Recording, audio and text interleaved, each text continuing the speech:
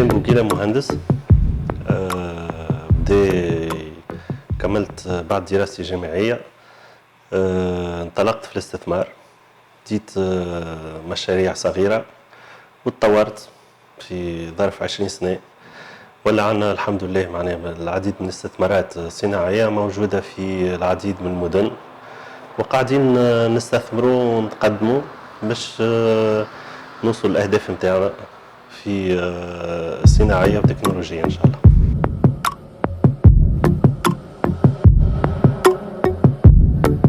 مجالات، فما عنا زوز مجالات كبار. فما مجال اللي هو في الطباعة والتغليف، وعندنا مجال تنجم تقسم مع ثلاثة أكثر، وعندنا مجال في كل ما هو صناعة الحديد ومشتقات الحديد، وعندنا كل ما هو تكنولوجيا معناها الاتصالات الإعلامية، توسكي معناها تنجم انت تسمعهم حتى يتداولوا معناها في الميديا اللي هي لي او تي، الانترنت اوف ثينج، الانتليجنس ارتيفيسيال، ديفلوبمون دي زابليكاسيون انفورماتيك. احنا نعملوا دي برودوي معناها منتوجات صناعيه، وعندنا البرامج الاعلاميه اللي معها.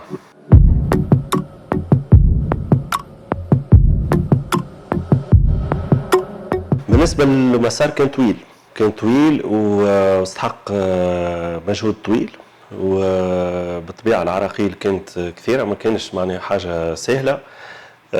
وهذايا نظرا للانفيرونمون اللي فيه المؤسسات نتاعنا والمستثمر بصفه عامه التونسي اللي هو موجود فيهم. انا نعتبر، ومش انا وحدي، اللي المستثمرين التوانسه مجاهدين، لانهم رغم الصعوبات اللي موجوده اللي يتلقاوها من الادارات، ويلقاوها من الانفيرونمون اللي موجودين فيه، واللي يتلقاوها من ما فماش معناها ان سيستيم بنكاري يتمشي مع الحاجيات نتاعهم.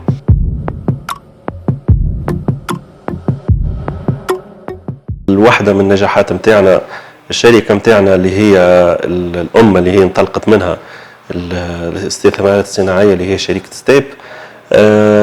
هي من اكبر الشركات في افريقيا في الانتاج اللي احنا نخدموا فيه في الاتصالات، وشركه مصدره نخدموا مع اكثر من 10 مشغلين للهواتف في اكثر من 12 دوله.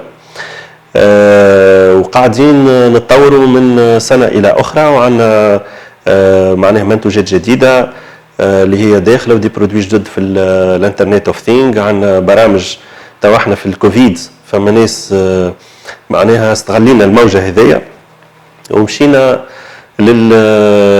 معناها عملنا برامج اعلاميه مثلا في توسكي ديجيتاليزاسيون اكسترا، اللي هي بصراحه نجحت معناها نجاح في التصدير معناها.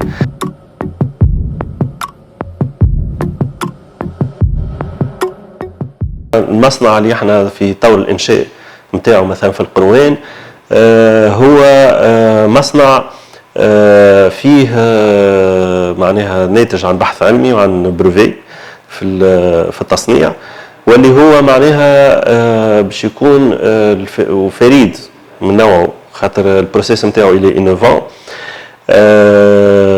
في معناها في افريقيا. اخر زاده اون كور دو كرياسيون، زاده كيف الوحيد باش يكون من نوعه في افريقيا. فالحمد لله فما معناها ثنيه ماشيين فيها معناها متطوره، وفما تقدم، وقاعدين نراهنوا على التكنولوجيا.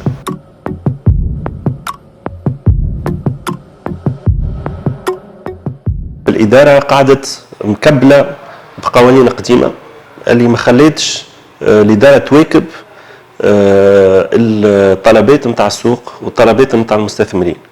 الاداريين هو بيدهم معناها مقتنعين اللي معناها فما عراقيل اداريه واوراق اللي هي ممكن ما عادش وليده معناها اللحظه، اللي هي ما عادش تتماشى مع الوقت، ما عادش تتماشى مع المستثمر، ما عادش تتماشى مع العصر. ولكن للاسف ما عندوش خيار، مجبور انه هو يطبق.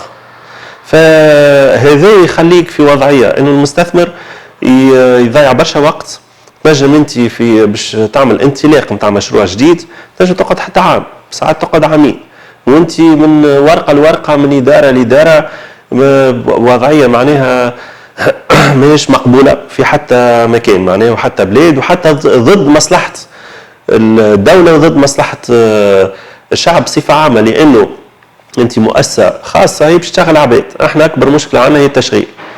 كما المشروع احنا نتاع هذا القروان من 2019 2020 فين بدينا توا باش خدينا باش الرخص نتاعنا باش نبدا، فانت السنه كامله وانت واقف. المشروع ينجم يخدم 100 شخص ما خدموش، واقف في اجراءات اداريه. تغيير اسم في الرينو نجم ياخذ لك شهر، ياخذ لك على الاقل. عندنا تجربه مؤخرا معناها قعدت 6 جماعات تغيير اسم. فهذه حوايج ماهيش مقبوله، في حين تمشي انت في دول اخرى كيفنا معناها نقارنوا بها، ما نحكيوش حتى على الدول المتطوره. الدول المتطوره تنجم ممكن في 24 ساعه تعمل كل شيء. احنا في دول المقارنه كان ناخذوا مقارنات مع المغرب ولا ناخذوا مقارنات مع تركيا، نلقاو رواحنا احنا نعرقلوا في رواحنا.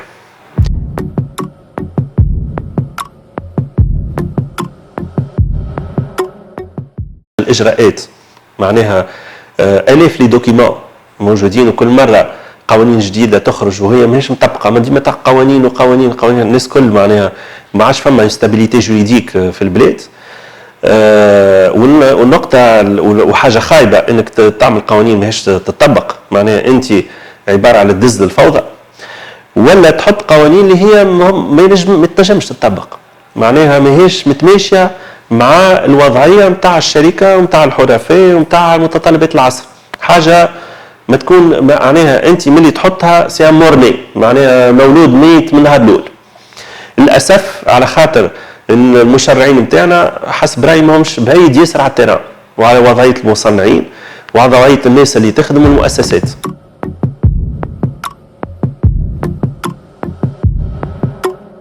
القضاء ما توجهناش وما نحبوش نتوجهوا، على خاطر كلنا توانسه ونعرفوا هذه بلادنا، ونعرفوا اللي الديلي نتاع القضاء تقاضي طويل ياسر، ما هو ما يتماشاش مع لي ديلي اللي موجودين في المؤسسه. تنجم انت قضيه تقعد 10 سنين، تنجم تقعد 7 سنين، تنجم تقعد 6 سنين.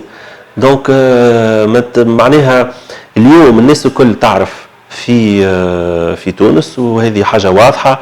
القضاة معناها قاعدين كل قاضي عنده عدد نتاع قضايا اكثر من الطاقم نتاعو حسب لي ستاندار انترناسيونال. الامكانيات اللي موجوده في المحاكم معناها ضعيفه. لي سيستيم ماهمش انفورماتيزي. ما تنجمش تطالب واحد راهو ما تنجمش تطالب 404 باش يجري 500 كيلومتر في الساعه، ينجم 80 50 70 هذاك هو. دونك السيستيم اللي موجود ما يوفرش الظروف الطيبه باش نستخدم، وهذاك علاش كي تمشي للقضاء فما مرات مجبور يلزمك تمشي، ولكن تعرف روحك راك يلزمك تعمل بروفيزيون وتقعد عوام وانت تستنى.